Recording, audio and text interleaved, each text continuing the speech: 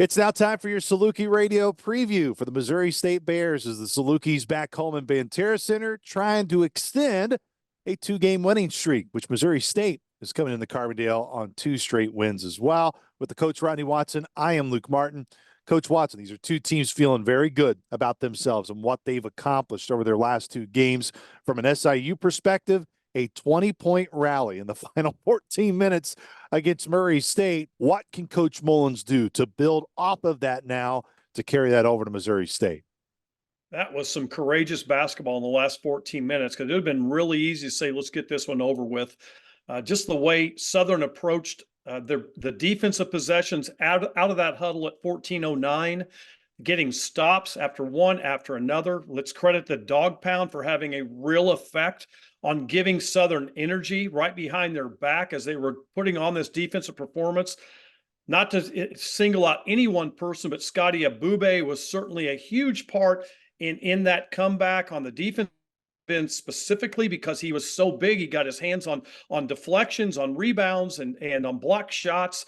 And then the courageous shots Southern made. I'm thinking about Trent Brown and thinking about certainly X in several ways. And then for the ball to finally roll Southern's way to go in at the 2-second mark is really magical. Let's look at Missouri State. This is a Bears team that, yes, they had a really challenging early part of their Missouri Valley Conference schedule. They just beat Drake last week in Springfield. They went on the road with a really strong second half to beat Valpo.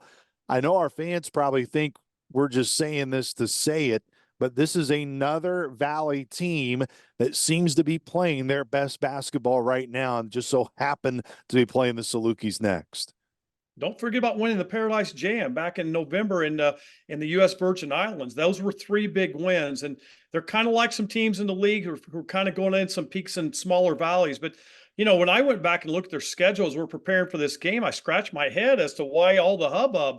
I mean, they had a little bit of a bump in the road and so forth, but Missouri State's got a good, loaded, deep team. I think a guy by the name of Matthew Lee is important to this thing. He was MVP of the Paradise Jam. His numbers have kind of gone down a little bit. He's coming off the bench now.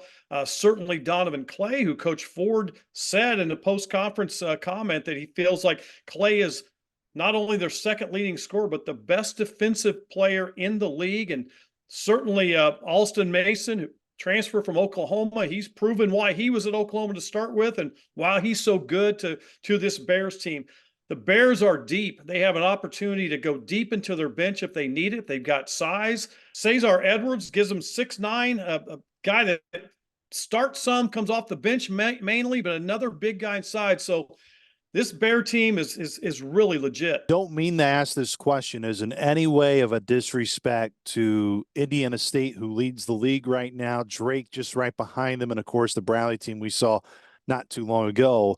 But you look at a year ago, Coach Watson, through the first half of the season, Drake and Bradley were both 6-4, and then they eventually won out the rest of the way. The only game that Drake or Bradley lost was Drake losing in the regular season finale and then Bradley losing in the Arch Madness championship game to Drake. My point is, so much basketball left here in the final 10 games.